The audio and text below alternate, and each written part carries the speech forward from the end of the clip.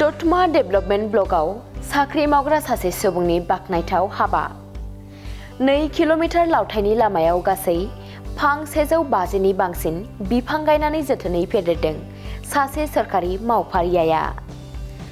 1 बोसोर सिगां क'क्राझारनि हाब्रुबारिनिफ्राय सथ' गेन्द्राबिल जानानै बर' गेन्द्राबिलजों ओंखारहैग्रा लामायाव कृष्णचूड़ा, राधाचूड़ा, आवजार, सनालु बायदि बायदि माखासे बिफांफोर गायदोंमोन क'क्राझार मैदेर खर' गामिनि सासे थागिबि एबा दतमा डेभेलपमेन्ट ब्लकआव साख्रि मावग्रा मावफारियाया। गायनाय बिफांफोरखौ बोसोरसे जोथोनै बारहोहरनायनि उनाव फिन दिनै गावनिनो रां बाहायनानै बिफांफोरखौ नायफामनाय, जोथोन लानाय, गेदेर बिफांफोराव सुनै फुननाय, लामानि दाखोर दाला प्लास्टिकफोरखौ सावस्रांनाय आरो फारनैबो लामानि हाग्राखौ हाजिरा होनानै एवस्रांहोनाय हाबाफारि लायो। जेराव ओनसोलनि साख्रिनिफ्राय आजिरा मोननाय गोसो गुदुं बैसोगोरा सुबुंफोराबो बे हाबाफारियाव मैखोमै ओंखारफानानै बिथांखौ हेफाजाब होफैयो। मुङा बेनि राजकुमार मुसाहारि। राजकुमार मुसाहारिया आथिखालाव क'क्राझार जिल्लानि दतमा डेभेलपमेन्ट ब्लक अफिसाव सासे एकाउन्टेन्ट महरै साख्रि मावगासिनो दङ।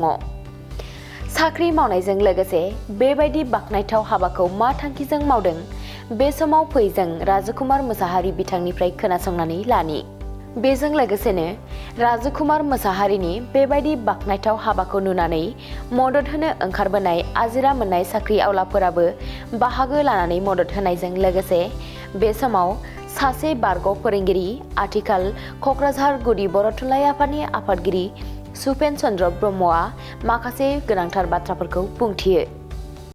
आंनि नामा राजकुमार मुसाहारि, गामिया मैदेर खर'। आङो साख्रि मावो दतमा डेभेलपमेन्ट ब्लकआव एकाउन्टेन्ट हिसाबै। दा जोंनाव नैबे रिटायार पारसन आदै बे माखासे खोथाखौ बुंसिगोन। बेयाव माखासे खुब दाखोर आरो जाला लोंला खालामनायनि सोमोन्दै आदैनाव एसे सोंनो हासिगोन। बिफां गायनायजों लोगोसेनो माखासे दाखोर दालाफोरखौ साखोन सिखोन खालामदों। मा उद्देश्य लानानै आरो मालानिफ्राय मावनाय जादों बे हाबाफारिखौ? ओरैनो खुलुमबाय बड'लेण्ड बुब्लि आरो माखासे चेनेलसिम बे जायगायाव खबर लानो थाखाय खथि खथि साबायखर बावबाय।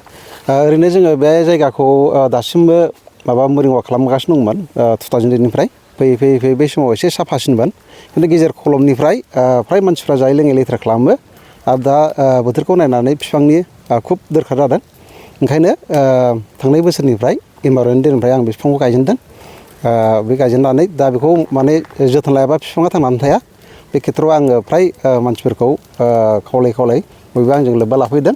बाखि फरेस्टनिफ्राय हरदों, हरा नङा। आंनि सासे लोगो नरेस्वर बसुमतारी आरो गेन्द्राबिलि गामिनिफ्राय औवा हरदों, हेल्प मोनदों आङो। आं गायनायाव हारसिं गायदों, थेवबाबो सासे गेन्द्राबिलिनि सासे गथ' सनजय होननाय बे आंखौ मदद होदों।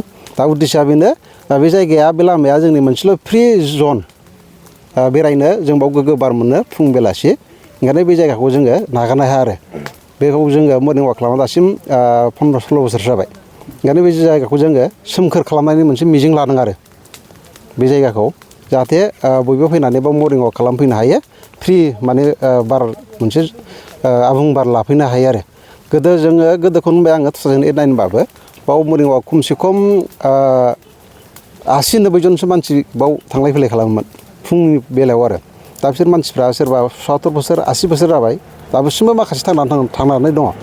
माखासे एक्सपायार जाबाय खिन्थु दासिमबो बे मर्निं वाक खालामनानै देहाखौ गोरा लाखिनानै दासिमबो बिसोरो 80-90 बोसोरसिम थांगासिनो दं। दा जोंबो जाहाथे बेबायदिनो गोग्गो बार बा मर्निं वाक खालामनायनि गेजेरजों जोंनि देहाखौ जों गोग्गो लाखिनो हायो, बेनो आरो।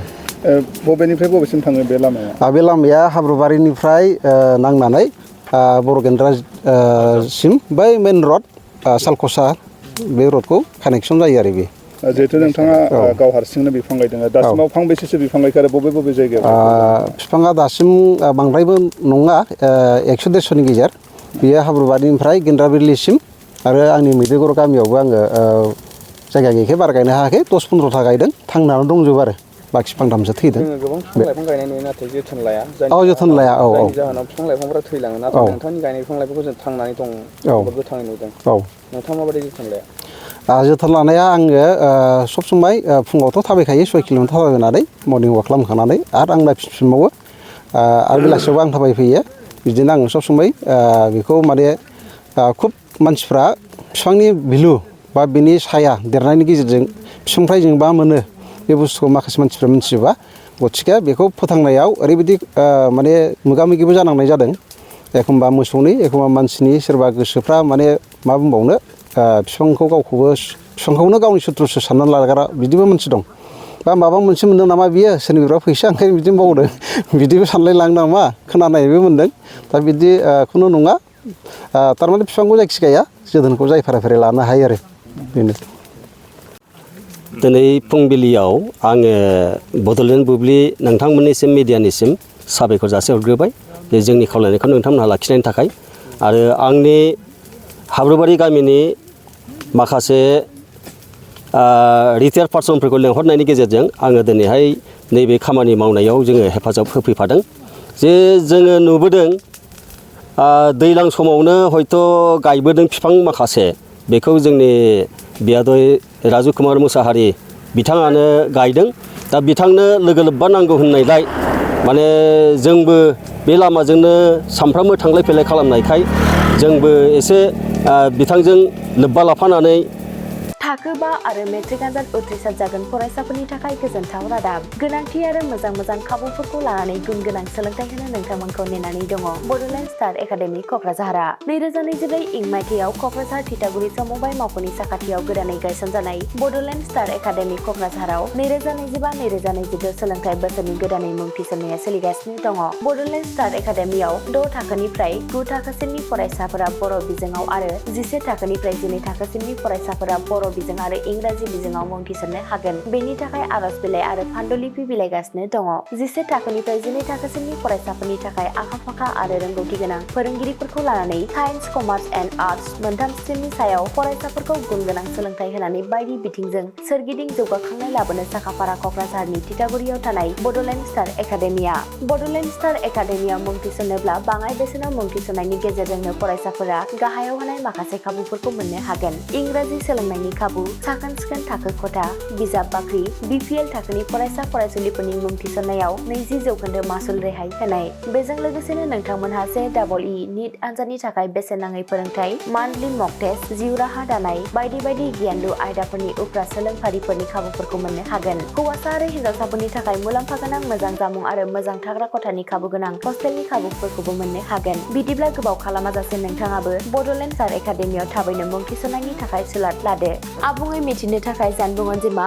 6000349997 एबा 7638008149 एबा 6003494371 आव फोनांजाब खालामदो